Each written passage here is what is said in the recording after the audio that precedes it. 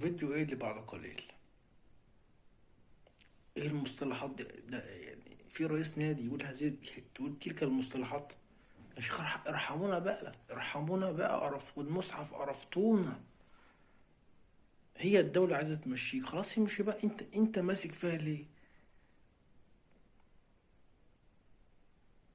النادي بيغرق، والله العظيم النادي بيغرق.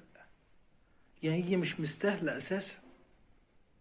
انت لا طمعان في كرسي، ولا طمعان في نيلة، ولا طمعان في فلوس. ما خلاص بقى، والدولة مش عايزاك. احنا اللي بيتحرق دمنا، والله احنا اللي بنموت.